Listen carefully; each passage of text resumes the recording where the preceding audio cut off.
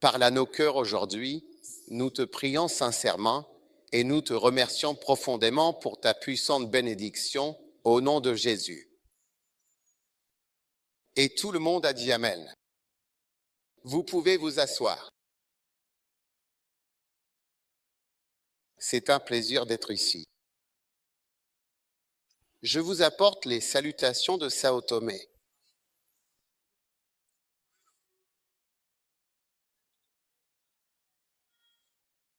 Vous savez, nous étions sur l'île de Sao Tomé et, nous avons prêché au cours de 4 nuits. Nous avons rencontré le président de Sao Tomé et, le Seigneur nous a donné beaucoup d'âmes. C'était une conférence de pasteurs et, c'était une bénédiction d'être avec le monde lusophone.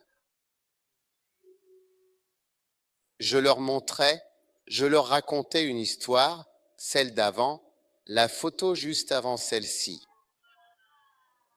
Bonjour. Ah oui, je leur disais une histoire. Ah oui. Vous voulez entendre cette histoire? Très bien. Alors aujourd'hui, je veux partager avec vous un court message.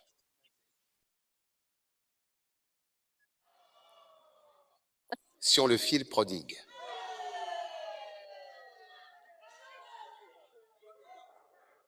Ouais. Merci pour toutes vos célébrations.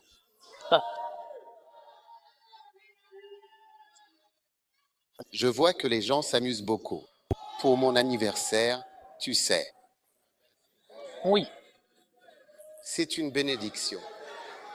De ma part. Pourquoi pas? Si vous lisez Luc chapitre 15, Très bien. la première phrase de Luc chapitre 15, au verset 32, nous affirme tout simplement ceci, il fallait bien festoyer et se réjouir. Oui, il fallait bien festoyer et se réjouir. Quand le Père expliquait que c'est juste que nous fêtions cela. Et il nous montra la formule. Amenez le veau gras. Il nous faut de la viande. Il faut sentir la viande en train de rôtir. Il nous faut de la musique et de la danse. Mangeons et réjouissons-nous. Donc le Père a dit qu'il était juste que nous soyons dans la joie. Bref, revenons à l'histoire du Fils prodigue.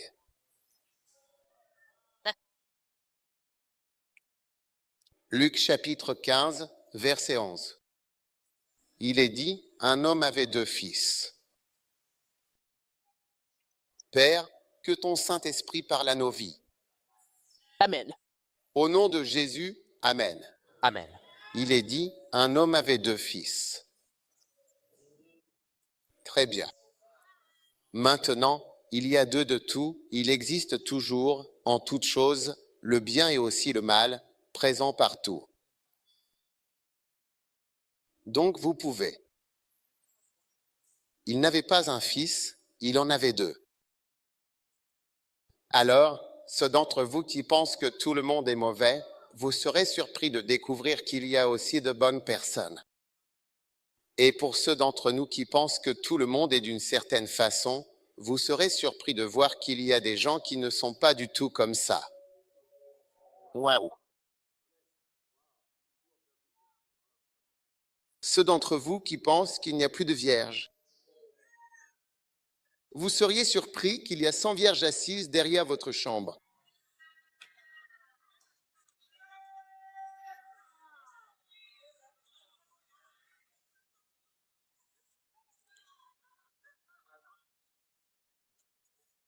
Ceux qui pensent que tout le monde est pauvre.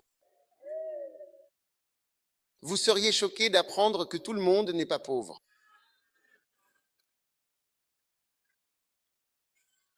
Combien vont rejoindre le bon côté? Oh oui. Maintenant, et le plus jeune dit à son père, Père, donne-moi la part de bien qui doit me revenir. Et il leur partagea ses biens. D'accord? Peu de jours après, le plus jeune rassembla tout ce qu'il avait et partit pour un pays lointain, là-bas,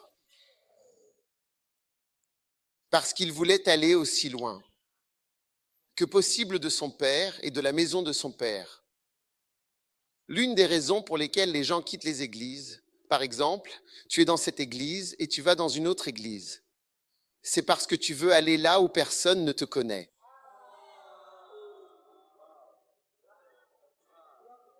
Parce que quand tu marches sur la plage en Bithynie, quelque part, personne ne te connaît là-bas.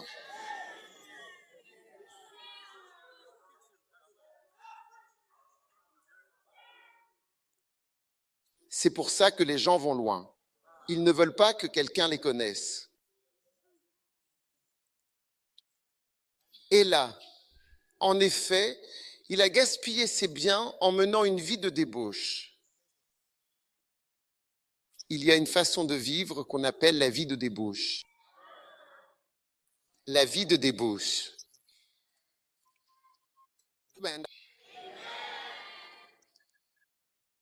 Ou une vie de gaspillage. Vie.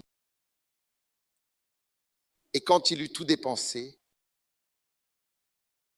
tout disparut. Il y eut une grande famine, alors. La faim dans ce pays, et cela l'a touché. Il y a des moments où les choses ne t'affectent pas. Mais il arrive aussi un moment où les choses t'affectent, toi aussi. Donc, tu peux te voir comme quelqu'un qui a échappé à tout ça. Ce problème-là, je l'ai évité. Ceux qui ont fait exploser leur école, j'ai esquivé. Ceux qui ont fait ça, j'ai réussi à m'en sortir. Ceux qui sont devenus accros, j'y échappé. Je n'en faisais pas partie.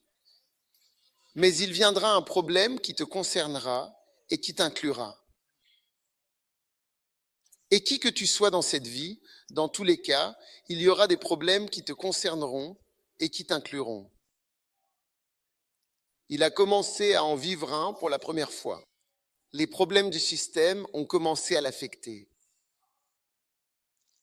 Et il est alors allé se joindre à un citoyen de ce pays à ce moment-là. Et celui-ci l'a envoyé dans ses champs pour nourrir les porcs. Or, c'est une histoire racontée par un juif. En Israël, les porcs. Manger du porc est un problème. Ils ne mangent pas de porc. La première fois que je suis allé en Israël, j'étais assis seul dans un restaurant. J'y étais seul. Et le serveur est venu avec son menu et je l'ai regardé et je lui ai demandé, « Vous avez du porc ?» Il m'a regardé, oh. C'était comme si je demandais s'ils avaient des lézards ou quelque chose que personne ne mange. Donc après avoir vu ça, quand j'ai lu l'histoire du fils prodigue, pas ça. Est-ce qu'il mangeait des côtelettes de porc ou des brochettes de porc? Mais il les nourrissait.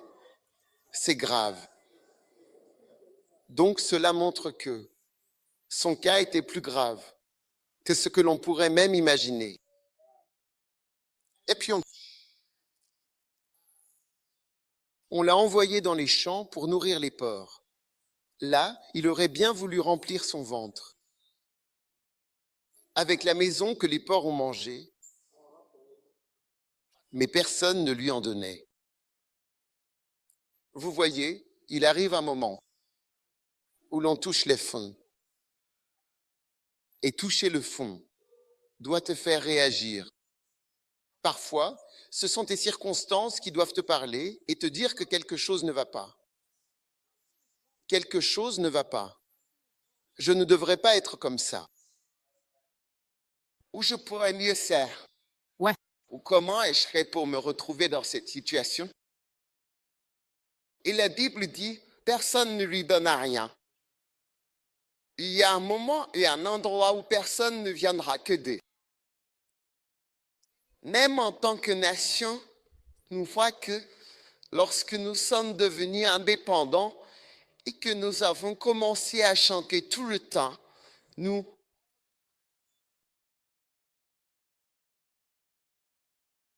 résisterons à la domination des oppresseurs. C'était cette chanson que nous avons dit, c'est notre, ce que nous allons chanter à chaque fois. Non, dès le premier jour de l'indépendance, elle a été proclamée comme l'hymne.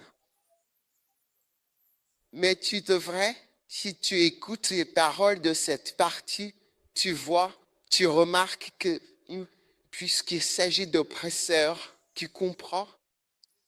Ouais. Parce qu'il n'y avait personne avant eux. Non.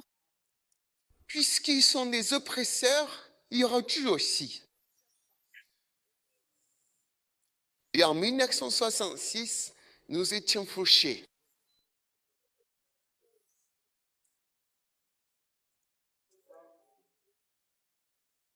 Tu m'écoutes? Oui.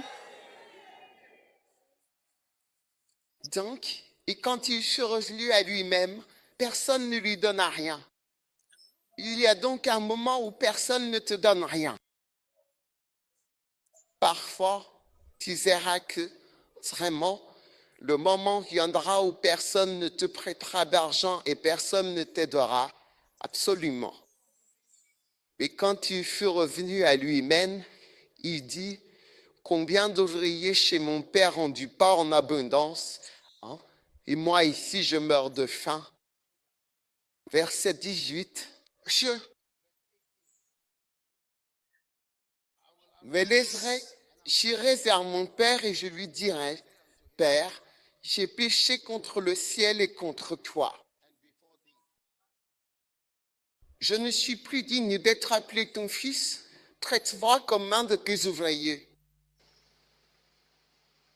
Vous savez, il est important de commencer à réfléchir, à bien réfléchir. Quand on réfléchit profondément, on finit par changer. Donc, ceux d'entre vous qui vivent leur vie sans réfléchir, qu'en est-il de ceci? Qu'en est-il de cela?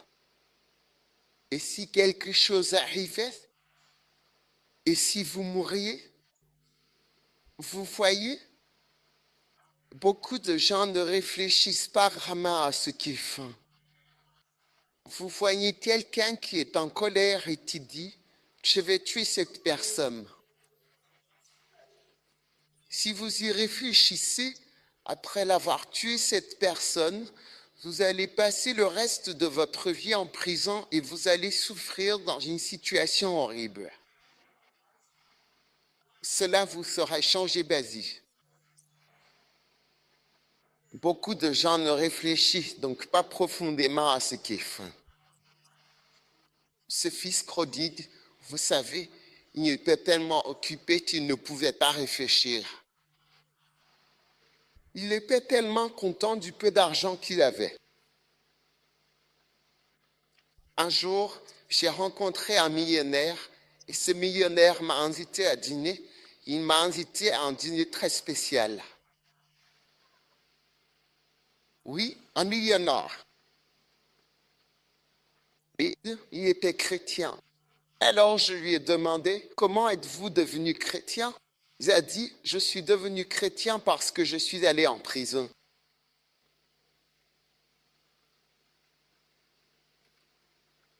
Et il a dit qu'il avait l'habitude de piloter par un jet privé, un Jumbo Jet 747. Il a dit s'être retrouvé seul. Ouais. En fait, il volait très souvent pour aller voir sa petite amie à Londres, en Inde et partout dans le monde. Bisa niya? Un jumbo. Il a dit, quand je suis allé en prison, j'ai demandé pourquoi. Qu'est-ce que la prison a changé? Il a dit, quand tu es en prison, tu n'as pas d'interaction. Alors il a fait un geste, il a dit, ça, c'est fini. C'est le geste qui a fait. Il a dit qu'il l'a fait comme ça. Il a dit ça. Tu commences à réfléchir et commences à penser à Dieu. C'est comme ça que j'ai été sauvé. Donc ce garçon, il a commencé à réfléchir un peu. Si tu réfléchis un peu, tu changeras. Ouais. Si tu veux, réfléchis grec. Réfléchis à ce que tu fais. Ouais. Réfléchis à ta vie. Réfléchis à la façon dont tu avances. Réfléchis aux petits amis que tu as, à la série de petits amis et de petites amies et aux bêtises. Tu vois, pendant que tu filmes, un tiers de toutes les personnes qui filment meurent. 1, 2, 3, 1, 2, 3, 1, 2, 3. Pendant que tu bois. Et que tu fais l'idiot. Et que tu vis n'importe comment. Si tu y réfléchis, si tu réfléchis un peu plus profondément, tu commenceras à changer. Tu sais, certains d'entre nous, au cours de notre vie, voudrions-nous que nos filles se comportent comme tu te comportes quand tu auras une fille?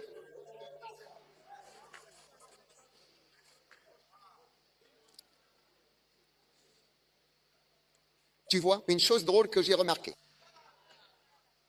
J'ai vu des gens qui n'allaient jamais à l'église. En grandissant et en ayant des enfants. Leurs enfants les voyaient ne pas aller à l'église. Et les enfants sont devenus pareils. Mais ils se sont rendus compte que non, ce n'est pas bien qu'un enfant grandisse sans connaître Dieu. Alors ils veulent que leurs enfants aillent à l'église. Alors ils vont demander, est-ce que tu peux laisser les enfants aller à l'église? Parce qu'ils se sont rendus compte que ce ne serait pas bien si mon enfant devenait comme moi. Alors tu dois commencer à réfléchir à ce que tu fais. Et quand ce garçon a commencé à réfléchir, un peu, il s'est rendu compte, non, non, non, je fais fausse route. Et il a dit, je me lèverai. Et j'irai vers mon Père. Amen. Alors il s'est levé. Et il est allé vers son Père. Mais comme il était encore loin, son Père l'aperçut. Et fut ému de compassion. Il courut, se jeta à son cou et l'embrassa. Donc il a mis sa décision à exécution. Combien de personnes ont déjà parlé à? Parfois un menteur ou quelqu'un qui fait quelque chose de mal. Et la personne dit, oh, j'ai décidé de venir te le dire. Avant qu'elle ne se fasse prendre. Je comptais te dire ça la semaine prochaine. Ce n'est pas quelque chose que je te cachais. C'est juste la semaine dernière, j'ai décidé que je voulais te partager toutes ces choses pour que tu puisses m'aider. Il dit, combien d'entre vous ont déjà décidé en eux-mêmes, je vais faire quelque chose? Mais la Bible dit que le fils prodigue a dit, je me lèverai et j'irai vers mon père. Et il s'est effectivement levé et il est allé vers son père. Il y est allé. Il a fait ce qu'il pensait. Certains d'entre nous pensent, vous savez, un jour il y avait une sœur qui avait pris du poids. Et elle a décidé de faire quelque chose pour perdre du poids. N'est-ce pas? Elle a décidé de faire quelque chose pour maigrir. Alors, elle a acheté un vélo. Le vélo, celui qui ne bouge pas quand on pédale, il reste sur place. Un vélo d'appartement. Et elle a amené le vélo dans la chambre. Dans la chambre. Oui, pour perdre du poids. Donc le vélo était là. Une semaine. 2 semaines, 3 semaines. Le vélo était toujours dans la chambre. Le mari était ce genre de bon mari, très calme, posé, accommodant. Alors un jour, il a demandé à sa femme, « Ma sœur, ce vélo qui prend toute la place dans la chambre, quand vas-tu le monter ?» Tu sais ce qu'elle a répondu? Vous voulez savoir ce qu'elle a répondu? Je ne pense pas que vous vouliez savoir ce qu'elle a dit. Elle a dit, « Je le fais dans ma tête. Je le fais dans ma tête. » Bien sûr, c'est une histoire vraie.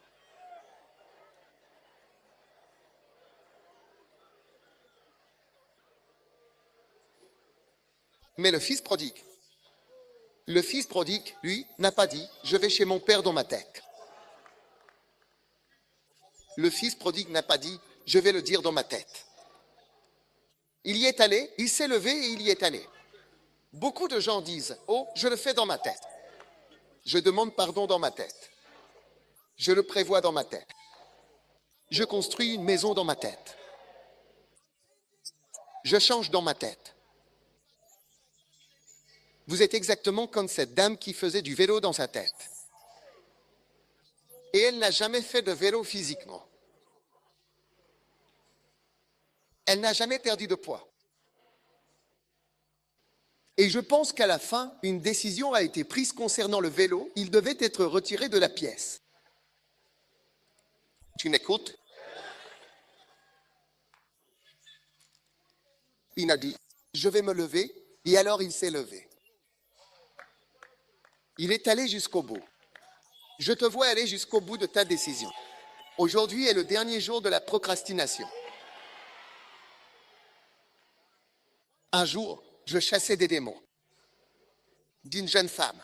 Il y avait environ 36 démons.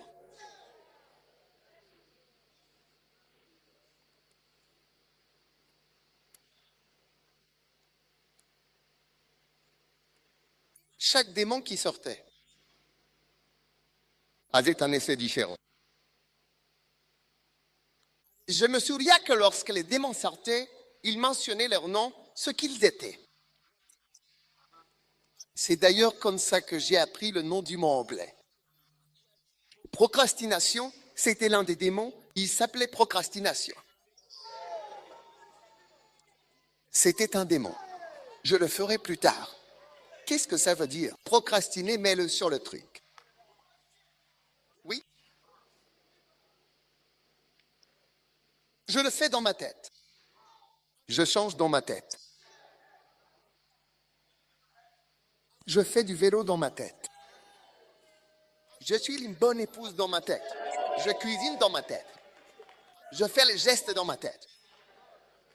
La procrastination, c'est l'acte de remettre à plus tard, de retarder, de repousser, surtout par habitude, par négligence ou par paresse. Remettre les choses à plus tard. C'était l'un des 36 démons.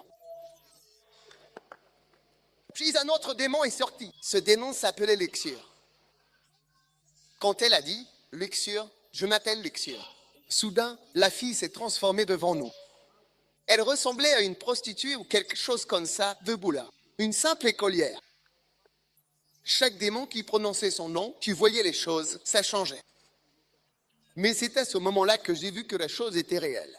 Quand elle a dit « Dernier jour », elle est devenue attirante. Donc, il y a des gens qui te paraissent attirants ou vers qui tu es attiré. C'est juste un esprit, un démon qui se manifeste à l'intérieur de la personne. Seulement sous forme de chair, mais en réalité, il y a quelque chose qui pense sur la chose. Vrai.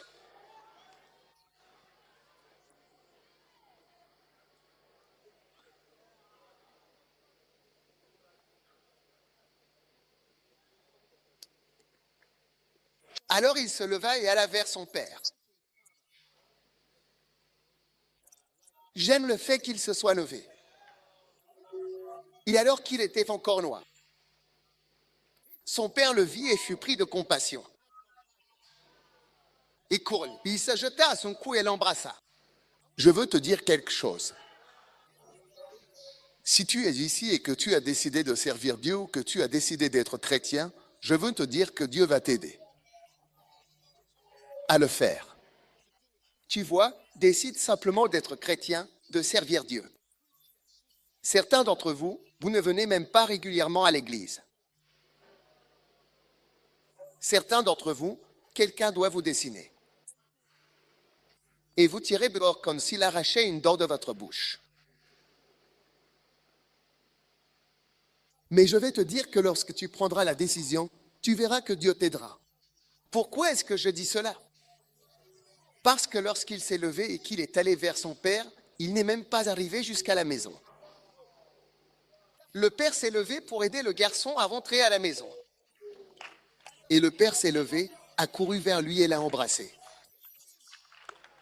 Je veux dire, il pensait que ça allait être une rencontre difficile. Ça va être un gros projet. Je veux dire, quand je le verrai, il sera en colère. Il y aura tous les anciens qui vont se rassembler. Ils vont lui dire, mets-toi à genoux, tais-toi, petit garçon. Qu'est-ce que tu ferais? Rien du tout.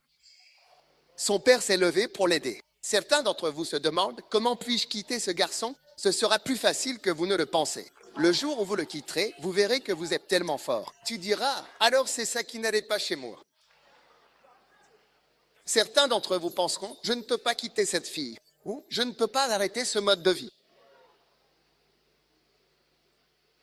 Dès que tu prends la décision et que tu te lèves, pour arrêter ou pour changer, quel que soit ton problème, tu verras que le Père sera activé depuis le ciel et qu'il viendra à ta rencontre à mi-chemin. Et tu verras qu'il t'aide à faire ce que tu as déjà décidé de faire.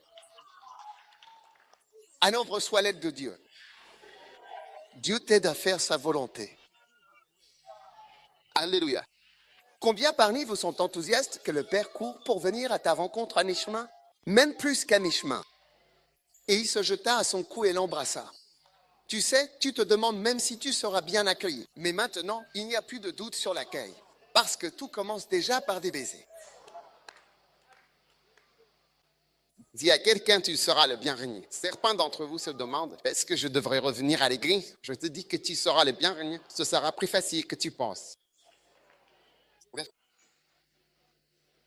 Tu sais, un jour, j'ai connu un pasteur, il a quitté l'église. Puis il était dans le ministère. Après 14 ans, il a quitté l'église, il a quitté le ministère à plein temps, il a quitté l'église.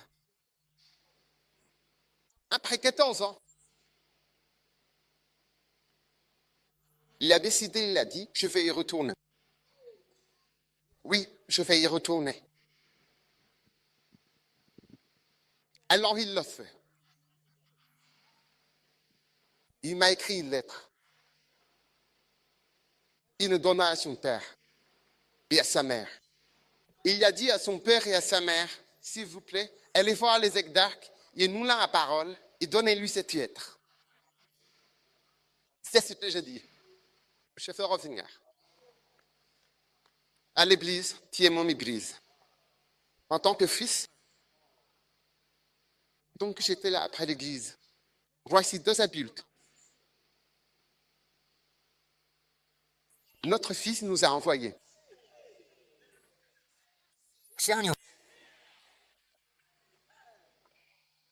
Il vous a quitté il y a 14 ans. Il dit qu'il veut rentrer à la maison. Que devons-nous faire? J'ai dit non. Comment? Est-ce qu'il veut bien?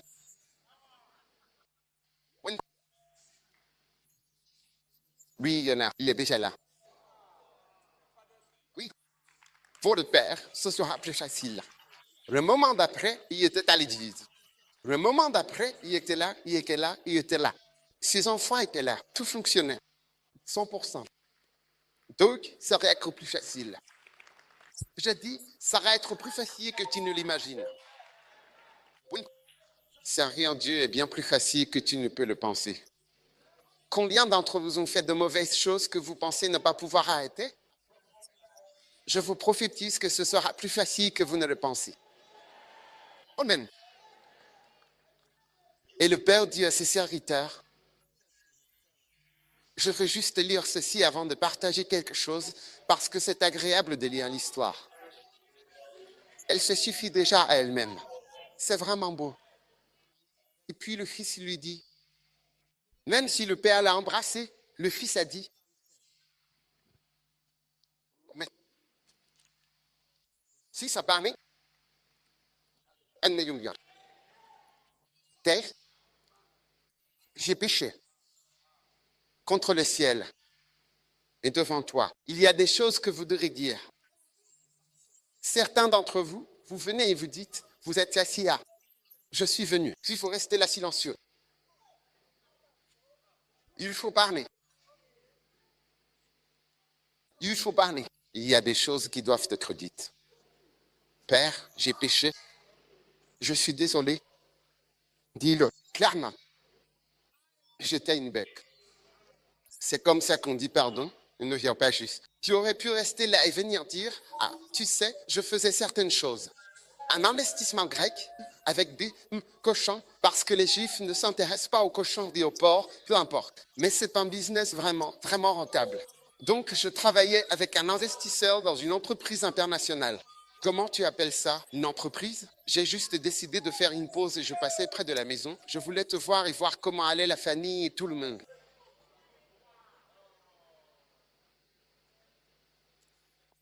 Tu dois dire, je suis désolé. J'ai réalisé que, tu sais, quand tu ne le dis pas, ce n'est pas réellement pris. C'est pour ça que, quand tu nais de nouveau, tu dois dire, je suis un pécheur, je suis un pécheur. Pardonne-moi, ce n'est pas ça du tout. Je veux dire, ils disent que je suis un pécheur. Dis ici pécheur.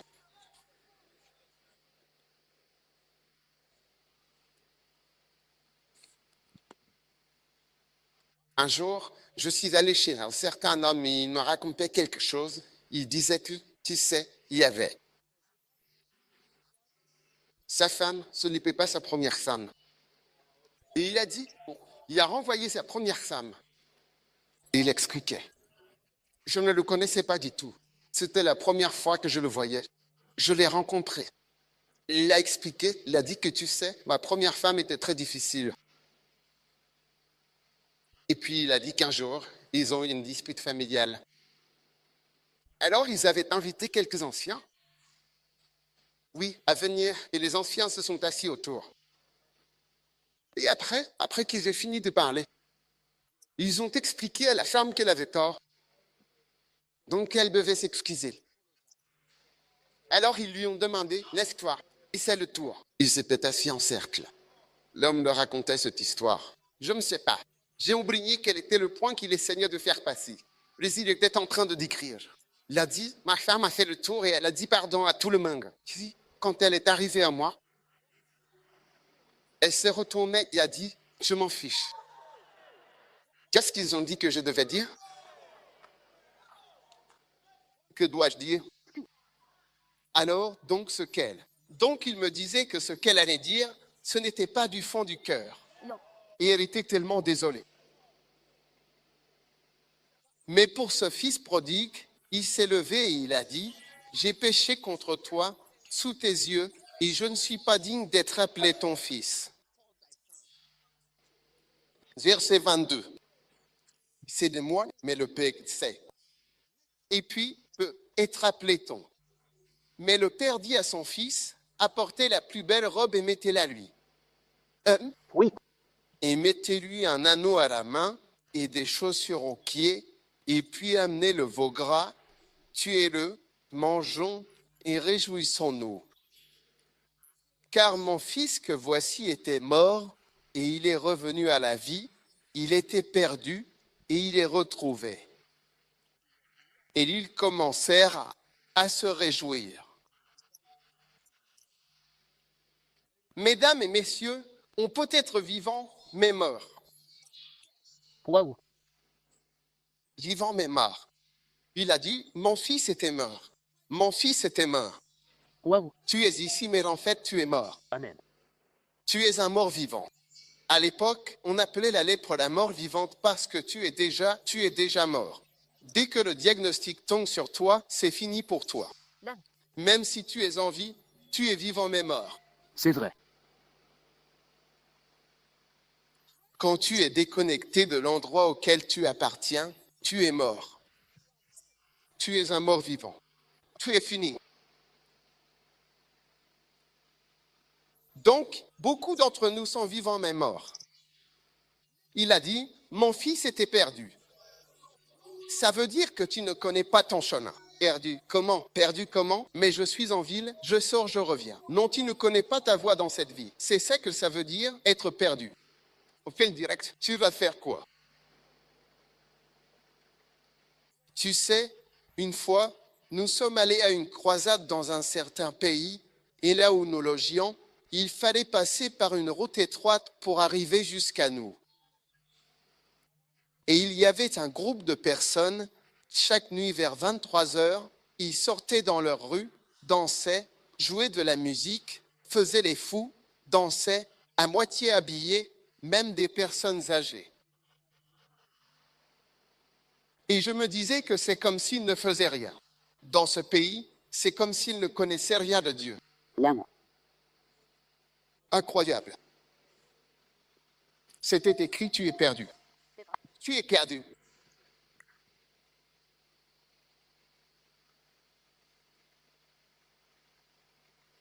Un jour, j'ai vu une crevette. Ou c'était comme un homard. Il était sur la cuisine, sur le plan de travail de la cuisine. Et il était vivant, mais il était vivant et il bougeait. Tu comprends? Comme un homard. Donc il se dirigeait vers la zone de la cuisinière. Tu me suis? Et il y avait posé sur le feu une grande poêle en métal qui était entièrement remplie d'huile très chaude et bouillonnante, prête à être utilisée. Mais l'huile ne bouillonnait pas. Elle était immobile. Clairement. Et puis la cuisinière était aussi électrique. Donc il n'y avait aucun bruit. Waouh. Donc le homard. Soit un homard, soit une crevette. Je ne sais pas lequel, mais c'est quelque chose comme une crevette ou un homard. Il avançait lentement, très lentement. Il bougeait. Tout avait l'air bien. Puis, quand il est arrivé au bout, la poêle était là. Et la poêle avait. C'était comme une friteuse. Ça descendait comme ça. Oh, waouh. Alors, la crevette ou le homard pensait que c'était un toboggan. Tu sais ce qu'est un toboggan. Quand je dis un toboggan, tu descends comme ça, chou, comme ça. On jouait sur le toboggan à l'air de jeu. Donc, le homard pensait que c'était un toboggan. Alors il avançait, avançait, avançait. Puis il est descendu, chaud. Et quand il est entré, et sa chasse. Il était en train de frire. Il a fri. Il s'est fri lui-même.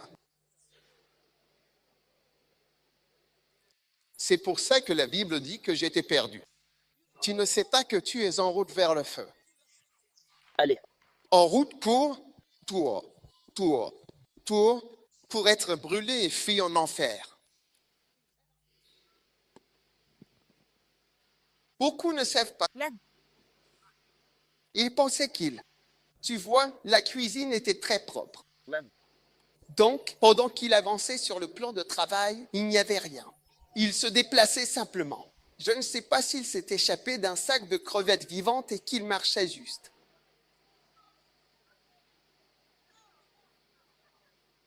La cuisinière était allumée. Et quand il est finalement arrivé à cet endroit, il a ressenti un profond désarroi et a pensé, j'étais complètement perdu, je ne savais plus quoi faire. Il a dit que son fils était perdu. Allez. Mon fils était perdu. Il était dans la poêle, en route vers la poêle, mais maintenant, enfin, il est bien retrouvé. Et ils commencèrent petit à petit à se réjouir. Écoute, je me souviens d'un homme.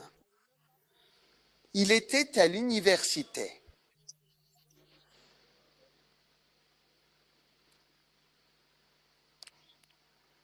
C'était le fils d'un pasteur, mais il n'était pas intéressé par ce genre de choses.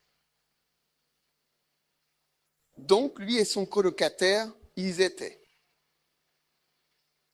Je veux dire, je ne sais pas dans quoi ils étaient, à l'université.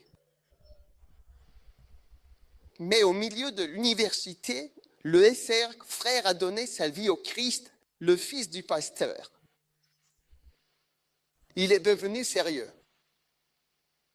Et puis il est parti. Il a même quitté l'université et il est allé dans un institut biblique et il est devenu pasteur. Waouh. Oui. Mais l'autre gars, non. C'était son colocataire. Un jour, il y a quelque temps, j'ai entendu Kenneth Hagin parler de cet homme. Il a dit que ce pasteur était, en effet, un pasteur des assemblées de Dieu. Et un soir, alors qu'il venait de finir de prêcher dans un hôtel, soudain Jésus lui est apparu et lui a dit, « Je vais t'emmener voir quelque chose. » Je pense que sa prédication avait peut-être changé. Waouh. Alors il a dit, « Je veux te montrer quelque chose. » Et il l'a emmené en enfer. Kenneth Hagin a dit que, il a décrit l'enfer, mais il a dit qu'il ne. Kenneth Hagin n'a pas besoin qu'on lui décrive l'enfer parce qu'il y est allé. Kenneth Hagin était prophète. Il était déjà allé en enfer auparavant. Et il a dit, je sais comment c'est. Il a dit, c'est immense. On voit des gens crier, hurler, gémir partout. C'est vaste, aussi loin que porte le regard. Donc il a dit que l'homme a décrit. Il a dit, Jésus m'a fait traverser l'enfer. Puis soudain, nous sommes arrivés à un endroit où nous avons vu un homme. Et tu sais qui était cet homme? C'était son colocataire à l'université. Non. C'est le même gars dont j'ai commencé à te parler, c'était son colocataire. Il était là. Alors quand il l'a vu, il a dit, hein, comment es-tu arrivé ici? Pourquoi? Comment es-tu venu ici? Et le colocataire lui a répondu, je suis arrivé ici vendredi. C'était dimanche. Le colocataire lui a dit, je suis arrivé ici vendredi. C'est une histoire que Kenneth Hagin était en train de faire. Il racontait ce témoignage. Il a dit que ce jour-là, il a dit, je ne veux pas prêcher, je vais juste vous raconter ceci. Oui, c'était aussi un dimanche soir. Il a dit qu'il ne voulait pas prêcher, juste vous raconter cette chose. Non. Il a dit, je suis arrivé ici vendredi. Comment? Il a dit, j'ai eu un accident. Toute personne qui est morte sait comment elle est morte. Il a dit, j'ai eu un accident et je suis mort. Et je suis arrivé ici depuis vendredi, je suis ici depuis vendredi. Ensuite, il a voulu lui poser plus de questions. Jésus a dit, non, pas de questions, dehors. Il l'a emmené dehors et l'a ramené à l'hôtel. Il était bouleversé, alors il a décidé d'appeler sa mère parce que sa mère connaissait son colocataire. Combien de mères? Combien d'entre vous, vos mères connaissaient vos colocataires? Pas toutes. Pas toutes, assurez-vous que lorsque votre enfant est à l'école, vous connaissiez aussi les colocataires de votre enfant. Amen. Amen. Oui, Faites du bruit. assurez-vous de leur rendre visite. Mais cette femme, elle connaissait son fils et elle connaissait le colocataire de son fils. Non. Alors elle est allée. Quand il l'a appelée le lundi, il n'arrivait même pas à parler. Elle a dit, tu as entendu la nouvelle? Elle a dit, quelle nouvelle? Il a dit, il n'a pas dit à sa mère. Sa mère a dit, oh, ton colocataire, il a eu un accident vendredi. Il est mort. Et le pasteur était bouleversé. Il a dit que c'était quelque chose pour lui parce qu'il avait vu son colo. Il avait vu son colocataire en enfer vendredi. Waouh.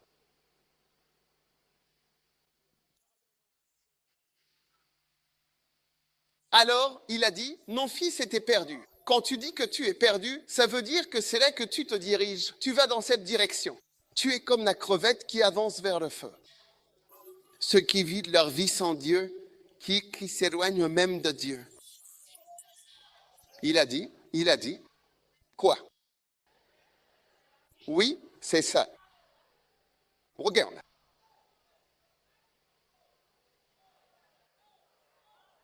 Wow.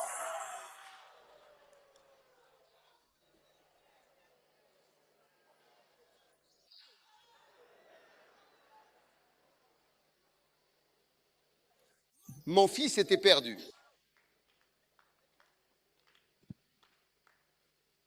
Mon fils était mort. Le pays est vivant. Et ils ont commencé à faire la fête. Beaucoup de gens ne savent pas qu'ils sont perdus.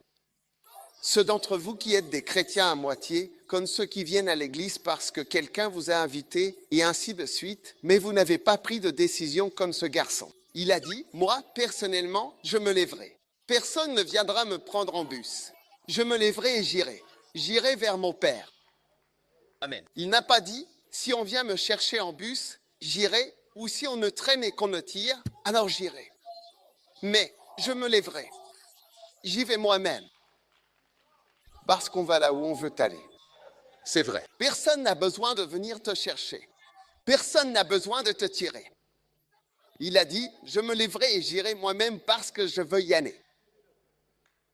Tu vois des gens voyager jusqu'à Sunyani pour aller voir des petits amis, voyager à Kumasi pour aller voir des petites amies, à Takoradi, ici, à Abidjan, dans différents endroits.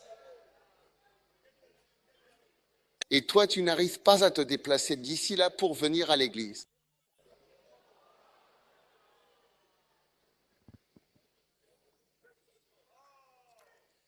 Et permettez-moi de lire mon histoire. Mon fils était perdu. Mon cher garçon, jeune homme, peut-on dire de toi que tu es perdu? Peut-on dire que tu es perdu? Je regardais un gars. Il a tellement de voitures, tellement de maisons, tellement de... Je me demandais, je m'inquiétais, est-ce qu'il y pense? La Bible dit que, la Bible dit, quand il est revenu à lui-même, quand il a commencé à y réfléchir, que puis-je faire de toutes ces choses?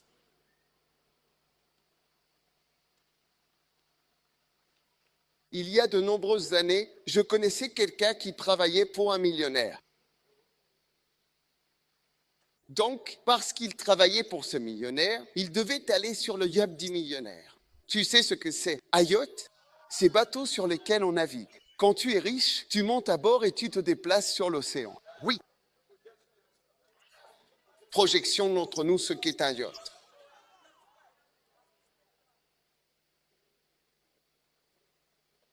Montalo. Oui. Oui. Alors, il a dit qu'un jour, quand il est allé, chute, il a vu un homme assis là. Chaque fois qu'il y va, l'homme est juste là. Où est le yacht? Quand tu es riche, tu peux en avoir un. Tu seras là-bas. Écoute, on aura notre yacht au paradis, t'inquiète pas. Mais non. Alors, il a vu un homme en train d'en réparer un. Et donc, chaque fois qu'il venait, l'homme était millionnaire, il était assis là, juste à faire quelque chose, à s'amuser. Il se demandait qu'est-ce qui ne va pas avec cet homme. Il ne travaille pas, ne fait rien, juste là. Il a dit avoir été diagnostiqué d'un cancer et il était en train de mourir. Alors il ne savait pas quoi faire. Donc il venait juste s'asseoir là, à s'amuser. C'est comme s'il attendait juste de mourir. Quand on réfléchit un peu plus profondément et qu'on se demande, qu'est-ce que je fais? Où cela va-t-il mener?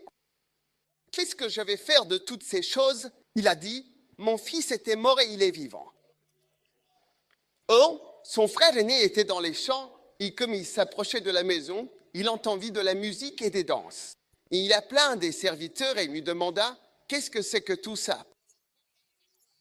Et le serviteur lui répondit, ton frère est revenu et ton père a tué le veau gras parce qu'il l'a retrouvé sain et sauf.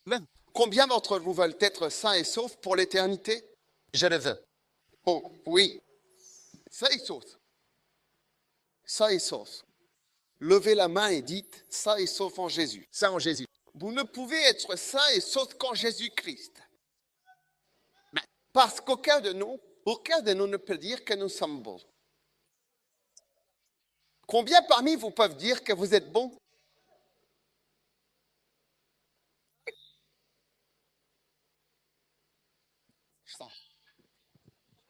Et qui sont bons.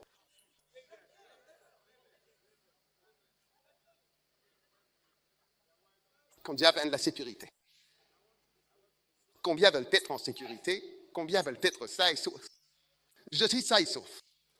On ne trouve la sécurité et le salut qu'en Jésus.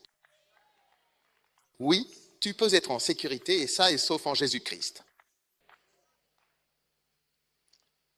Ton père l'a accueilli en toute sécurité. Il était en colère et ne voulait pas rentrer. C'est pourquoi son père sortit et le supplia. Et lui, répondant à son père, dit, « Seigneur, voilà tant d'années que je te sers, sans jamais transgresser ton commandement. Et pourtant, tu ne m'as jamais donné un chevreau pour que je fasse la fête avec mes amis. Mais dès que ton fils est revenu, lui qui a dévoré ton bien, aura temps, a causé une perte financière. Il a dit, cet orang-outan a dévoré ton bien avec des prostituées. Beaucoup de filles. Et pour lui, tu as vraiment tué le veau gras. Et il lui dit, mon fils, tu es toujours avec moi et tout ce que j'ai est à toi. Il le fallait. Il est juste que je fasse la fête et que je me réjouisse. Car ton frère que voici était mort et il est revenu à la vie. Il était perdu et il est retrouvé. Applaudissez pour l'histoire de Jésus. Amen.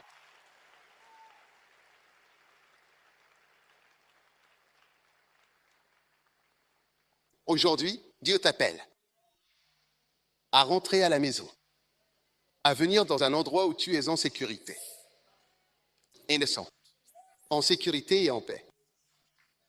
Oui, il ne doit y avoir aucun doute concernant ton salut.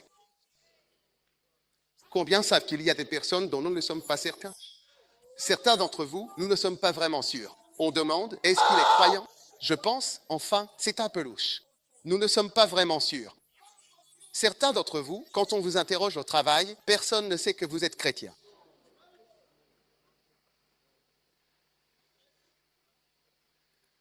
Aujourd'hui, Dieu veut que tu sois en sécurité, comme quand tu es sûr.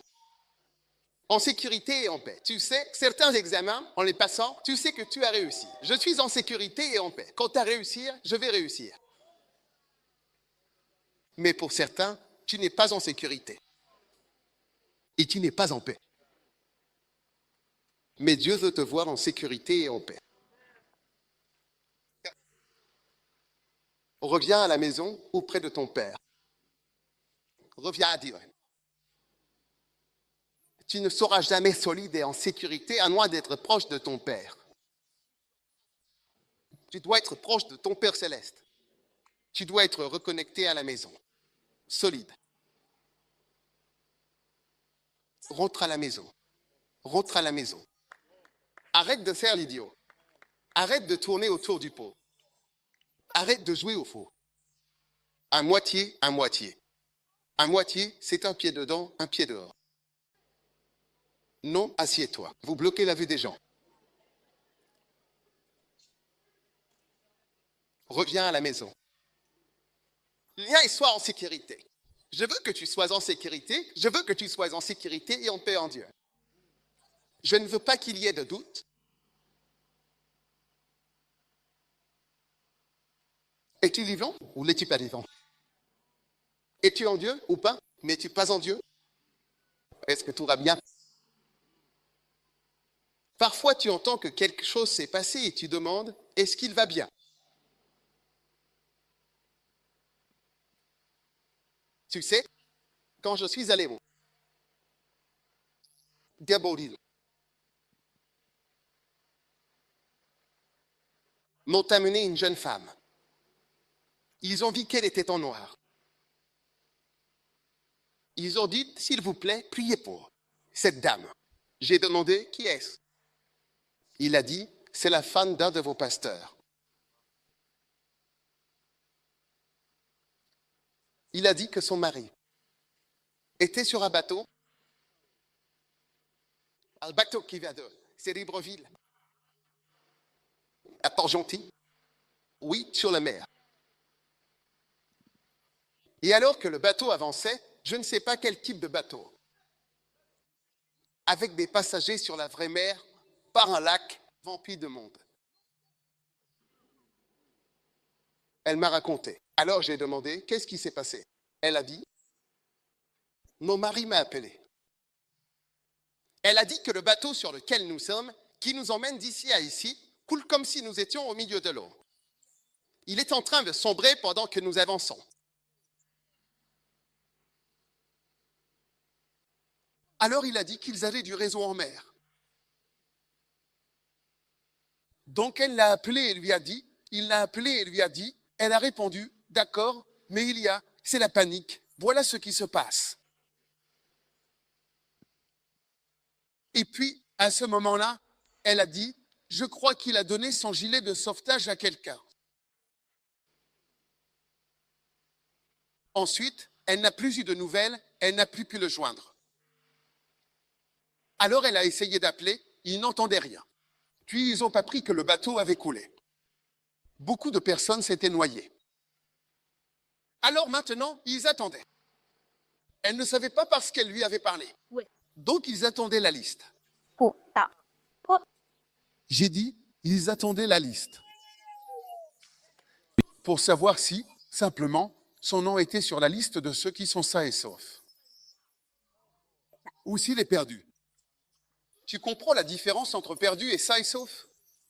Đi. Ouais. Et puis elle a appris la nouvelle qu'il était perdu. Oh. Il est parti. Son nom n'était pas sur la liste des personnes qui sont saines et sauves, qui ont été sauvées de l'eau et qui ont été secourues. Son nom n'y était pas. C'est de cela que je prêche aujourd'hui. Je parle de ton nom et de qui tu es. Si tu seras sur la liste de ceux qui sont sains et saufs ou si tu feras partie de ceux qui sont perdus. Aujourd'hui, certains d'entre vous, vous êtes précaires. Votre situation est précaire. On ne peut pas dire où vous vous situez par rapport à Dieu. Je vous le dis, vous jouez avec le feu. Vous faites des choses, mais vous ne savez pas que le jour du jugement peut arriver n'importe quand. Allez. Et serez-vous sur cette liste de ceux qui sont sains et saufs? Vous voyez, quand la liste arrive, seules deux choses comptent. Ce n'est pas ceux qui ont des voitures, ceux qui n'ont pas de voiture. Ceux qui ont de l'argent, ceux qui n'ont pas d'argent. Ceux qui ont des maisons, ceux qui n'ont pas de maison. Ceux qui ont une petite amie, ceux qui n'ont pas de petite amie. Ceux qui ont de l'argent à la banque, ceux qui ont un travail, ceux qui n'ont pas de travail. Ceux qui ont peu, ceux-ci, et ceux qui n'ont pas. Une seule chose compte, ceux qui sont sauvés et en sécurité et ceux qui sont perdus. Prêche. Đi. Il n'y a que deux listes. Prêche. Il a dit, ton père l'a reçu sain et sauf. Amen. Sain et sauf. Ton nom est-il inscrit en toute sécurité dans le livre de vie de Dieu?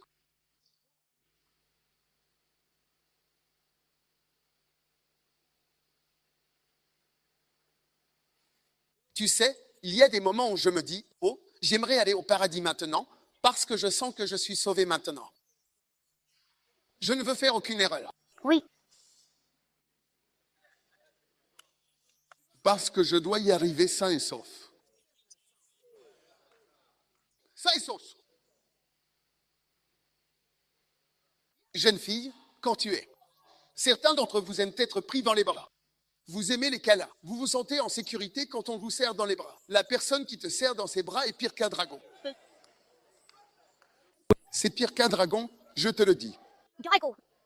Drago. Oui, c'est ça. C'est tout ce que tu veux, mais ça ne te rend pas en sécurité. Ça ne te rend pas sain et sauf. Sans Dieu, tout s'effondre. Allez. Tout ce qui te concerne s'effondre. Ouais. La Bible dit, il a gaspillé. Tu vois, le garçon pensait que quand j'aurai l'argent, ma vie ira bien.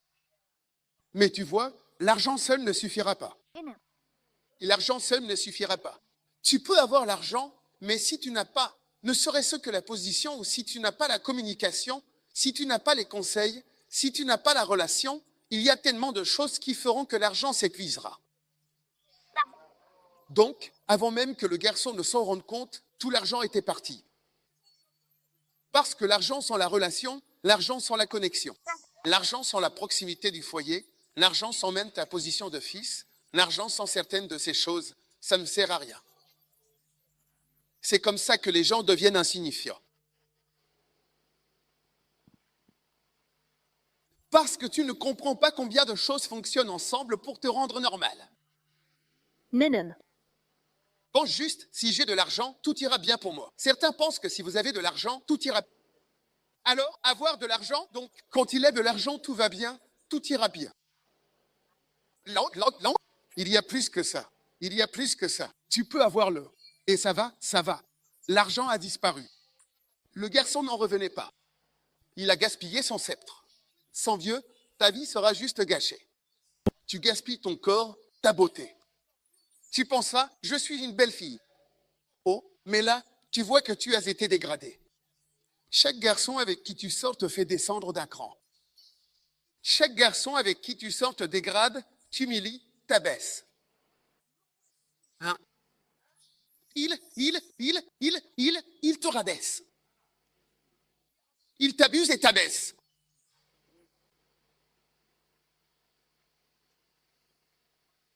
Et ton corps est gâché.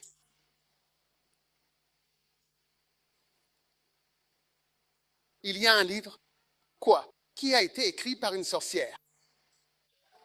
Une sorcière qui a été sauvée. Oui, une sorcière qui a été sauvée. Une sorcière sauvée.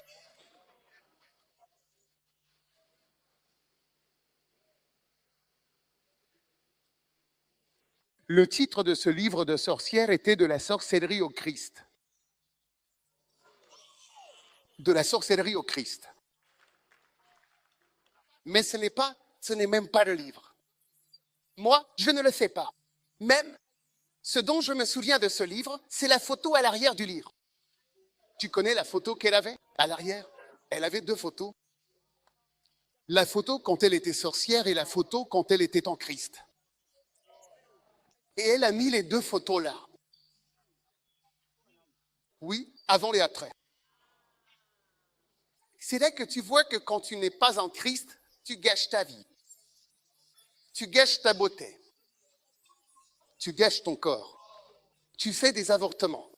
Des avortements.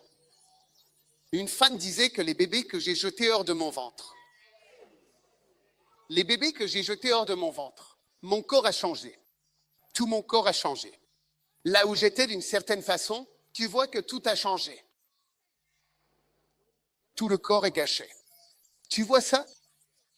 À cause du protocole, le véritable. Meurtre chaque a eu lieu. Pour chaque.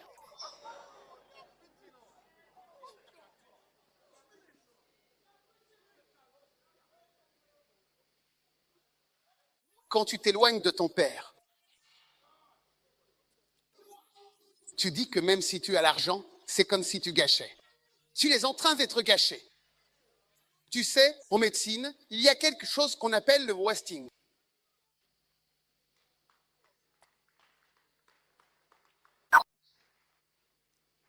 Ne t'inquiète pas, j'ai presque fini de prêcher. Mais je veux t'expliquer qu'en médecine, quand on dit que c'est wasted, c'est fini, la personne est gâchée.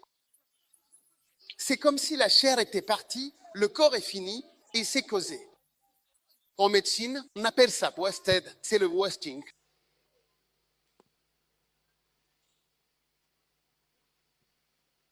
Il y a quelques années, j'étais aux urgences. J'étais le médecin cette nuit-là. C'était moi. J'étais le seul. Et ils ont amené un garçon de 25 ans. Il était à moitié inconscient. Quand ils l'ont amené, j'ai dit qu'il avait l'air tout à fait normal, en très bonne santé. J'ai demandé « Qu'est-ce qu'il a ?» Ils ont dit « Il vomit du sang. » Donc il était faible et tout ça, on a installé. là-dedans, et puis il a commencé à vomir.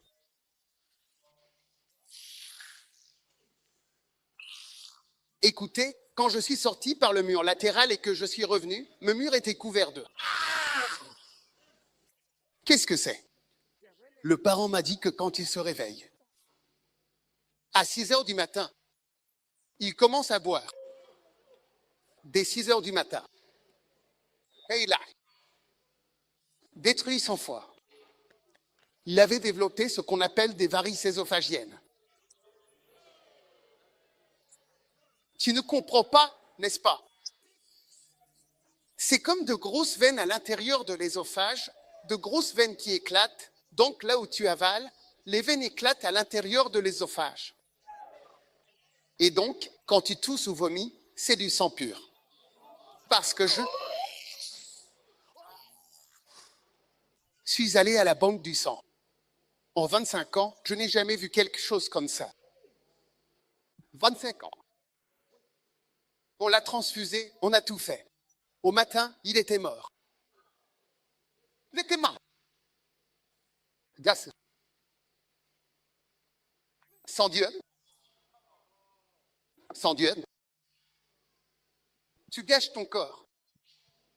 Tu gâches tes organes, les parties de ton corps. Tu gâches les parties de ton corps. Tu gâches les parties de ton corps. Ton foie. Ton esprit. Tu vois, quelqu'un a dit, je chante une chanson. Je vais t'emmener où? Qu'est-ce que tu veux dire? Tu vas m'emmener où?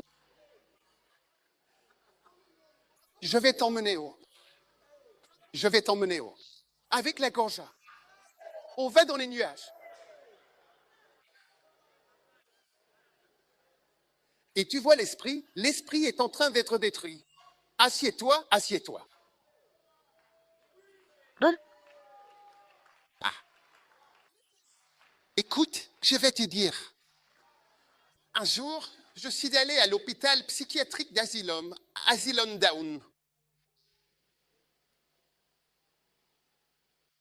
Je t'explique la Bible. Le garçon est parti loin de son père et il a gaspillé. Il a gaspillé sa vie, son corps, son foie, ses parties intimes, tout. Sa beauté, le visage changeait. Tu vois que ton visage a changé. C'est pour ça que j'ai dit que cette femme a dit de la sorcellerie au Christ, 2 photos. Maintenant, tu as changé.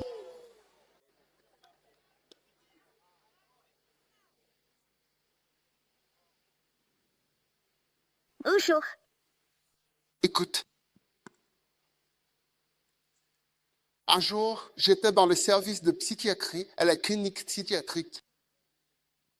On était là pour faire de la psychiatrie. Puis une femme est venue avec son fils. Je ne savais pas ce qui se passait. Apparemment, le fils tenait de l'herbe. Et il partait en vrille. Le médecin n'a pas attendu. Il a dit, lève-toi. Et il a dit, suis-moi. Et le garçon a suivi. Et nous avons aussi suivi le gars qui était défoncé. Tu es en train de faire une chanson? Je fais t'emmener où?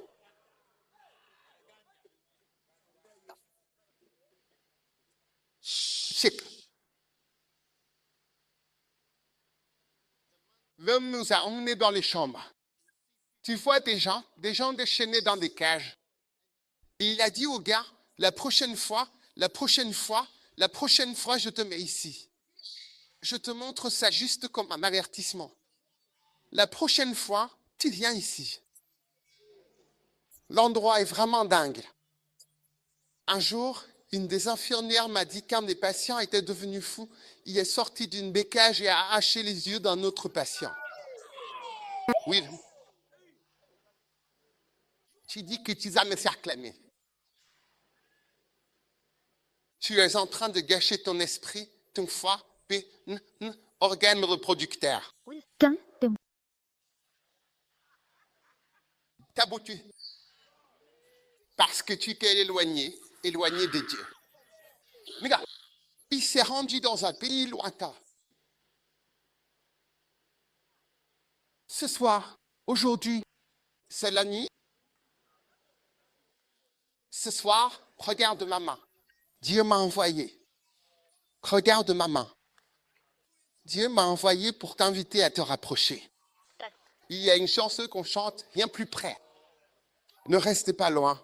Je te le dis, ne fais pas de toi quelqu'un qui reste loin, tout au fond. Tu t'es éloigné.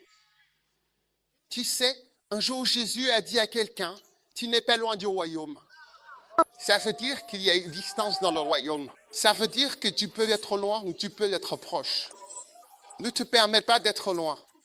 Je te le dis, c'est pour ton bien. C'est pour ton bien. Oui.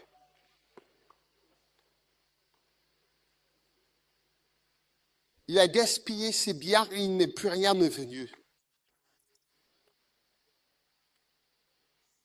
Il faut qu'il y ait quelque chose qui te pousse à réfléchir.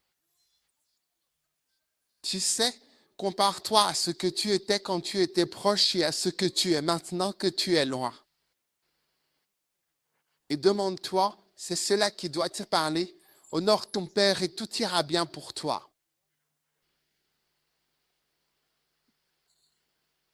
Chaque fois que tu honores un Père, tu ajoutes quelque chose à ta vie, à ton existence.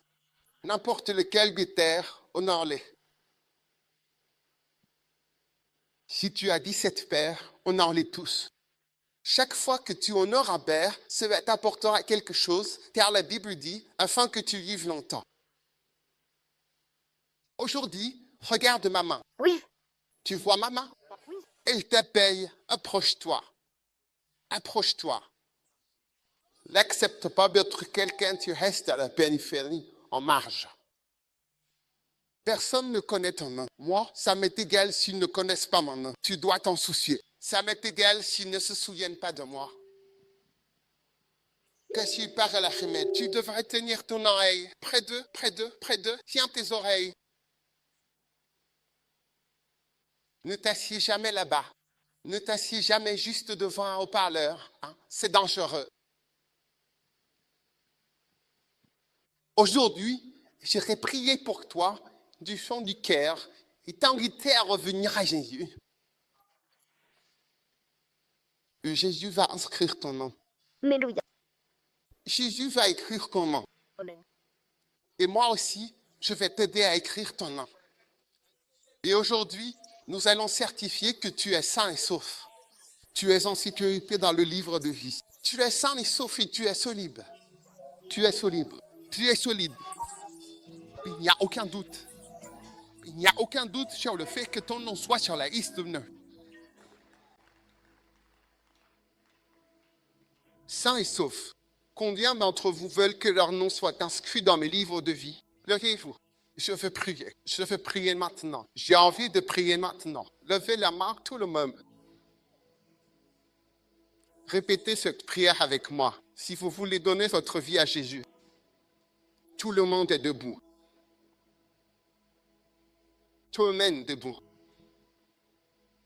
Maintenant, je ne sais pas, peut-être que je devrais vous inviter. Peut-être que si tu es ici, quelqu'un t'a invité à l'église, quelqu'un t'a invité à l'église. Tu veux dire, pasteur, prie avec moi, je veux donner ma vie à Jésus. Si vous êtes ici comme ça, où que vous soyez, peut-être sentez-vous que je suis loin, mais je veux m'approcher. Je ne suis pas en sécurité, je le sais. Je ne suis pas sain. Je ne suis pas solide. Mais aujourd'hui, je veux changer tout cela. Et je veux venir à Dieu. Pasteur, prie avec moi. Aide-moi à inscrire mon nom dans des livres de vie. Je ne veux pas mourir. Aux obsèques, les gens se demanderont au ciel ou en enfer. Non, non, non, non. Étais-tu un croyant? N'étais-tu pas un croyant? Mais ton nom sera inscrit. Si tu es ici dans cette situation, que tu veux que je prie avec toi, que tu veux donner ta vie à Jésus, que tu veux t'approcher de Dieu, alors lève ta main bien rond, comme ceci, juste cette main, juste. Une main comme j'ai levé la mienne comme ça. Lève ta main aussi comme ça. Je veux que tu fasses comme j'ai fait. Pasteur, prie avec moi. Je ne veux pas être quelqu'un au sujet duquel les gens ne sont pas sûrs. Les gens ne sont pas sûrs à mon sujet. Et moi non plus, je ne suis pas sûr de moi. Je ne suis pas sûr.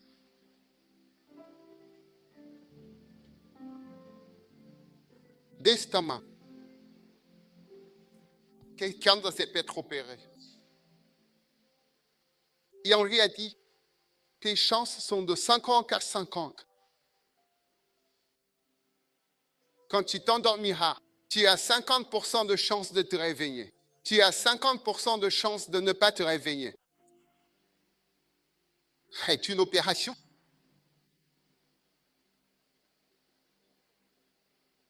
Oui.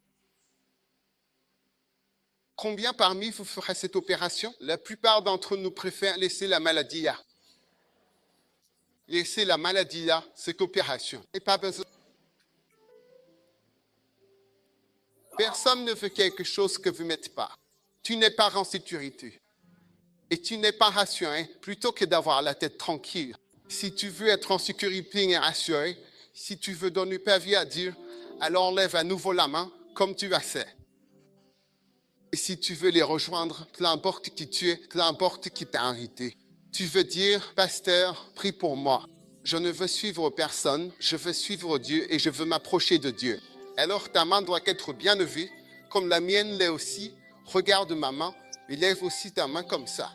Pasteur, prie avec moi. Je veux donner ma vie à Dieu maintenant si tu as levé la main comme ça, comme ça. Je veux que tu fasses encore une chose. Je veux que tu viennes vers moi depuis l'endroit où tu te tiens. Prends ton téléphone, ton sac et viens vers moi ici devant. Je me tiens ici, j'ai pas quand. Viens depuis le côté. Viens, viens, viens. Approche-toi. Viens d'en haut. Viens de partout. Viens vers moi devant. Je veux prier avec toi. Je veux t'aider à connaître Jésus aujourd'hui. Tu sais que tu as gardé en toi pendant toutes ces années. Je vais t'entendre.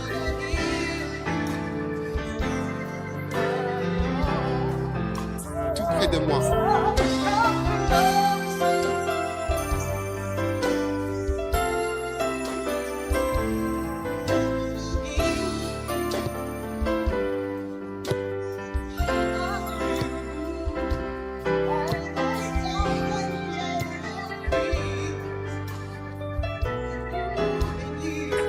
Viens, mon ami, je veux prier avec toi.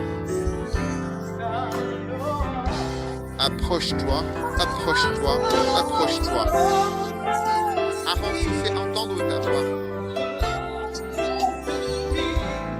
Moi, je vais t'entendre. Je vais te toucher. Tu viens à moi aujourd'hui. J'essuierai toujours tes larmes parce que je veux maintenant, chaque fois, t'entendre dire le Seigneur.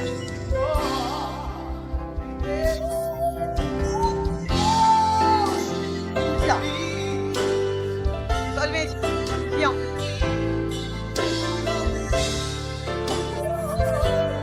Allez, maman, allez, maman, allez, maman.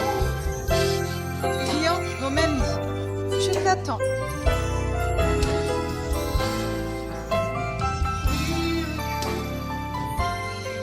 Pour toi. Je m'apprête à prier, mais s'il y a certaines personnes, vous voyez, ce n'est pas que vous n'êtes pas chrétien, mais vous n'êtes pas en sécurité. C'est non. Nous ne pourrions pas dire à 100% que nous sommes sûrs que votre nom est inscrit dans le livre de vie. Alors, avant de prier, si vous êtes ici, que vous n'êtes pas sûr d'aller au paradis ou en enfer, s'il y a le moindre doute, vous savez, ou quoi que ce soit, je veux juste que vous leviez la main et que vous veniez. Je vous donne la chance une dernière fois. Venez, venez, venez. Levez simplement la main et rejoignez-les ici devant, car je veux prier une prière spéciale avec vous. Pourquoi? Parce que Jésus a toujours demandé aux gens de venir publiquement. Sortez au grand jour et dites, Jésus, je te reçois, où que vous soyez. Si vous voulez Jésus, si vous voulez que je prie avec vous, venez vite. Applaudissez-les pendant qu'ils viennent. Applaudissez-les en venant. Allez, approchez-vous. Allez, approchez-vous. Doucement, approchez-vous. Allez, descendez-là.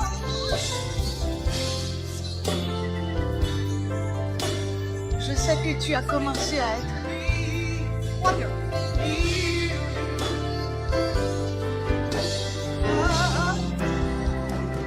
Mon fils est perdu, mais mon fils est retrouvé. Mon pris tes mains, les illégitimes. Viens mon ami, viens, descendons. Viens du côté, viens de partout. Viens Dieu. Aujourd'hui, Dieu t'appelle. vers moi. Je veux t'entendre. Je veux t'entendre et te toucher. Je ne le dirai à personne d'autre. Tu peux me faire confiance.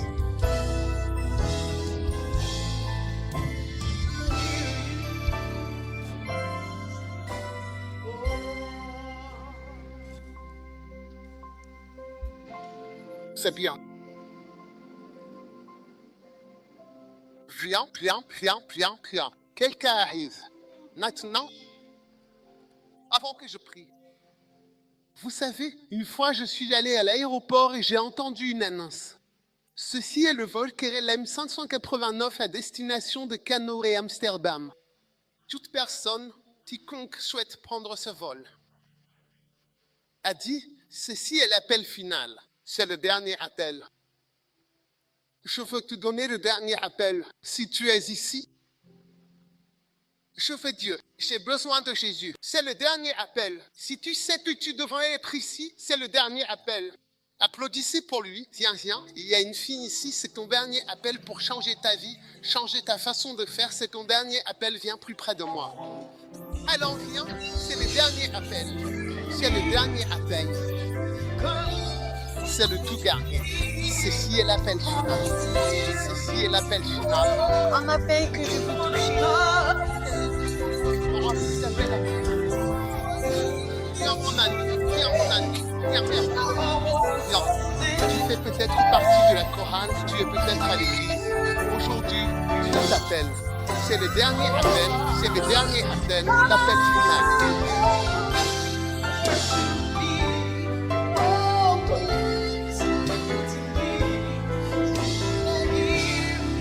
C'est le dernier appel. La porte se ferme, les portes se ferment, la porte se ferme. Si tu veux venir, tu dois venir maintenant. Tu dois venir maintenant. Si tu veux venir, il faut venir maintenant. Viens plus près, viens encore plus près.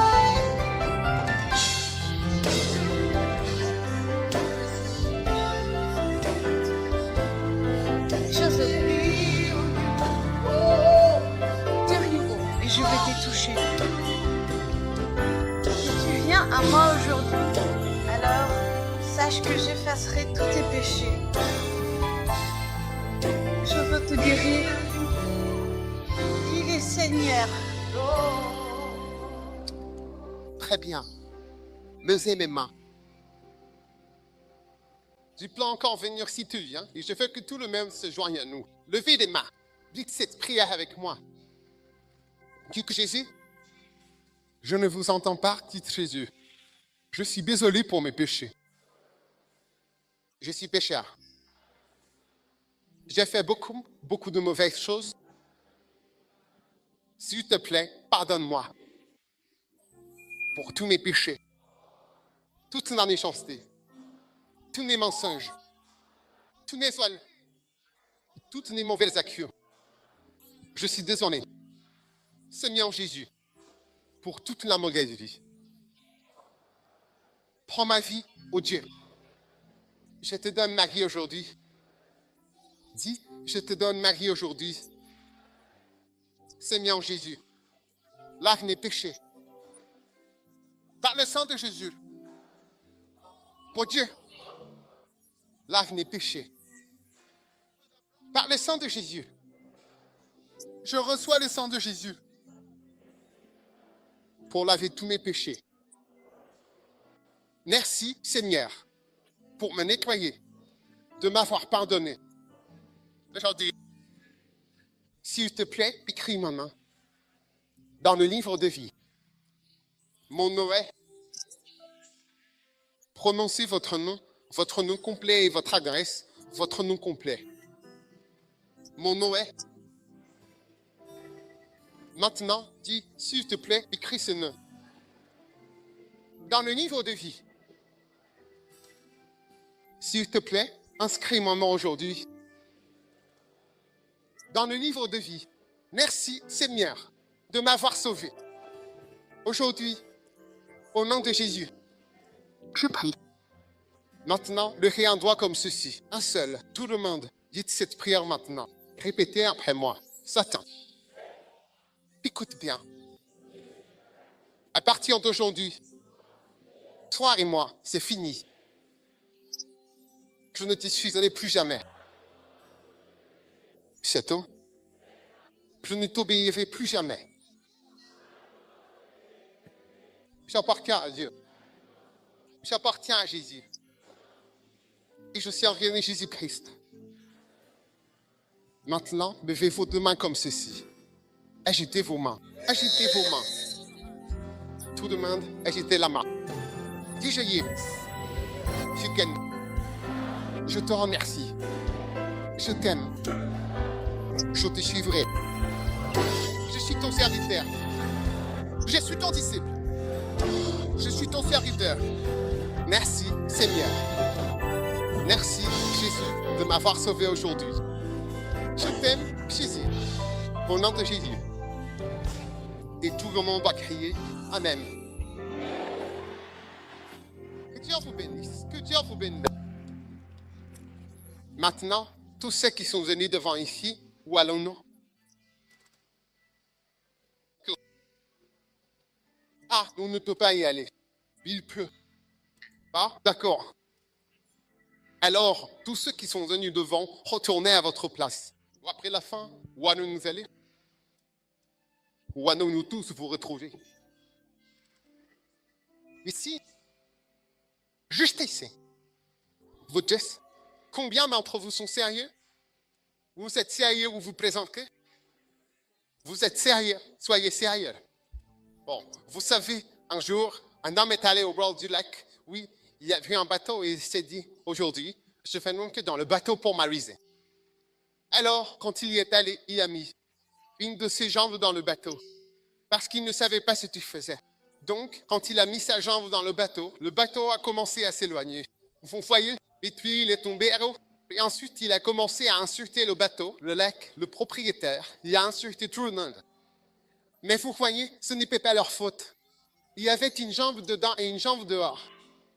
Donc, quand tu suis Jésus, si tu mets une jambe dedans et une jambe dehors, ça ne va pas bien se passer. Tu vas tomber. Alors, à partir d'aujourd'hui, tu dois naître. Les deux jambes dans l'église, en Christ, en Dieu. Si tu mets seulement la moitié de ta jambe, tu tomberas à l'eau et tu commenceras à insulter tout le monde, y compris l'église. Mais à partir d'aujourd'hui, tu mets tes deux jambes, tes deux mains, ta tête, ton cœur, tout ton être dans la barque avec Jésus. Est-ce que je peux t'entendre dire Amen? Alléluia, que Dieu te bénisse. Alors retourne à ta place. Quand nous aurons terminé, reviens ici au centre. Nous allons finir dans 5 minutes et ensuite tu reviendras.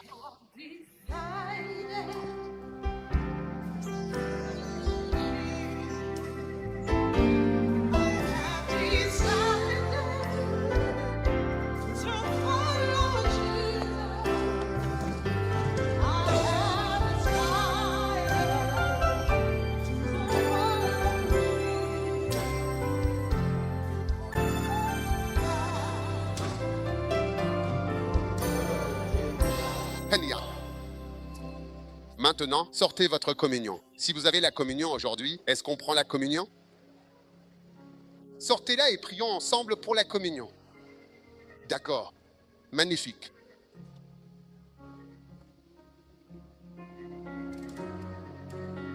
Maintenant, même si vous n'avez pas la communion, levez-vous. Je veux simplement prier avec vous un instant. Levez le pas. Levez le pas. Si vous n'avez pas de pain, levez simplement les mains. Père, merci pour le corps qui a été brisé pour nous.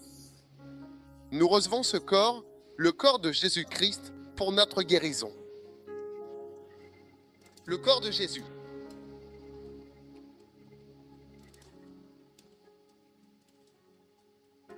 Maintenant, levez le vin. Si vous n'en avez pas, ce n'est pas grave. Levez simplement la main car je prie aussi et une bénédiction va venir sur tous ceux qui prient. Maintenant, que le sang de Jésus efface tout péché et vous rende à nouveau entier. Père, merci pour ton sang précieux par lequel nous sommes sauvés aujourd'hui, le sang de Jésus-Christ.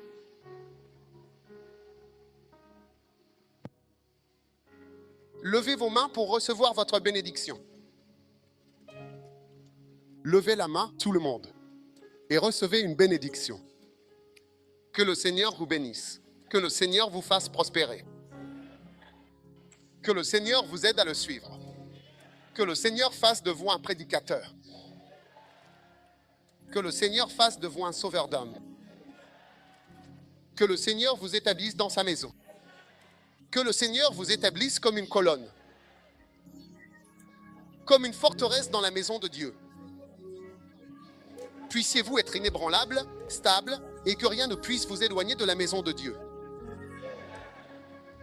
Tout ce qui représente une malédiction de régression, une malédiction de retour en arrière, une malédiction de recul en Christ, cette malédiction est annulée aujourd'hui au nom de Jésus. Maintenant, je vois la lumière de la gloire de Dieu briller sur vous. Que la lumière et les anges vous accompagnent et vous guident partout où vous irez. Puisses-tu retrouver le chemin de la maison de Dieu dimanche prochain sans faute. Et lorsque tu viendras, que tu viennes avec encore plus de personnes. Puisses-tu toujours demeurer dans la présence de Dieu. Puisses-tu être encore meilleur que le fils prodigue qui a dit « Je me lèverai et j'irai » et il s'est levé et il est allé. Fais-moi entendre ton amen le plus fort. Fais-moi entendre ton amen le plus fort. Que personne ne soit jamais un fils prodigue au nom de Jésus. Que l'esprit de procrastination soit brisé dans ta vie au nom de Jésus. Que le Seigneur te bénisse. Je dis que le Seigneur te bénisse. Fais-moi entendre ton amen le plus fort. Quand je dis que le Seigneur te bénisse, crie.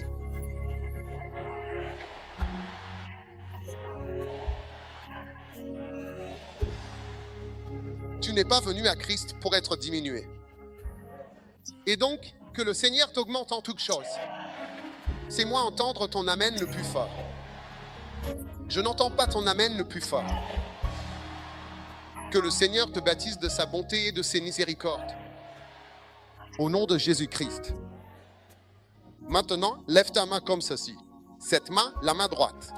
Tout ce que tu n'as pas pu saisir, tiens-le. Parce que tu étais un fils prodigue. À partir d'aujourd'hui, que ta main saisisse ce que tu n'as pas pu saisir auparavant. Que tu possèdes ce que tu ne pouvais pas posséder. Que tu aies ce que tu ne pouvais pas avoir. Que le Seigneur te bénisse de sa bonté et de ses miséricordes. Au nom de Jésus-Christ de Nazareth. Que tout le monde fasse 2 pas. 1, 2. Faites le 3e pas. Que tu entres dans de bonnes choses.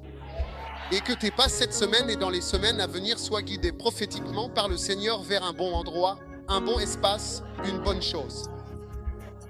Au nom de Jésus. Quel que soit le piège qui a été tendu contre toi cette semaine, je déclare des échappatoires divines et des sorties divines. Au nom de Jésus, que j'entende ton amen le plus fort. Quelles que soient les embûches et tout ce que la méchanceté t'attend cette semaine, c'est annulé et renversé au nom de Jésus. Fais-moi entendre ta voix et dis amen bien fort. Et toute mauvaise volonté, tout souhait malveillant de quiconque contre ta vie et ton âme, c'est fini, nous l'annulons, nous le renversons, nous l'interceptons, nous le bloquons au nom de Jésus. Fais-moi entendre ton amen le plus fort. Maintenant, lève tes 2 mains comme ceci. Que ta main représente une coupe et que ta coupe soit remplie. Que le Seigneur remplisse ta coupe. Que le Seigneur remplisse ta coupe de son rein, de son vie, de sa gloire, de sa bénédiction. Que ta coupe déborde cette semaine au nom de Jésus-Christ de Nazareth. Lève ta main droite et dis, je ne manquerai d'aucune bonne chose. Je ne manquerai d'aucune bonne chose. Le Seigneur m'a béni. Comme je suis venu à la maison de Dieu, je rentre chez moi avec une bénédiction. Je suis béni en m'arrivant et je suis béni en repartant. Au nom de Jésus, crie ton amen le plus fort. Et Dieu te bénisse. Dieu bénisse. Vous pouvez vous asseoir. Sortez votre offrande bénie. Sortez votre offrande bénie. Vos finances passent au niveau supérieur.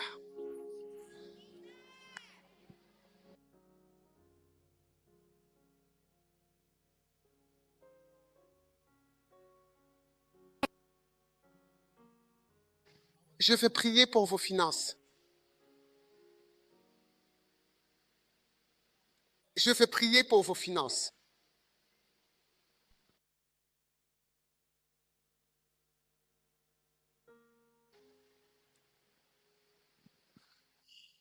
Écoutez, tout le monde, pour cette offrande en particulier, trouvez quelque chose. Même si vous n'avez rien, dites à votre voisin, je n'ai rien à donner, si tu me donnes quelque chose pour que je puisse donner. Je veux que vous soyez bénis, je ressens une bénédiction pour chaque donateur.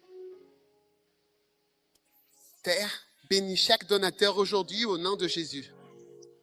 Maintenant, que tous les demeurent aussi, que tout le monde vienne à l'avant. Venez avec vos dîmes, venez avec tout. Mettez-le dans le panier, que chaque pas que vous faites soit béni. Si vous faites 27 pas, que 27 petits anges vous suivent partout et soient une bénédiction pour vous au nom de Jésus. Plus vous faites de pas, plus il y a d'anges.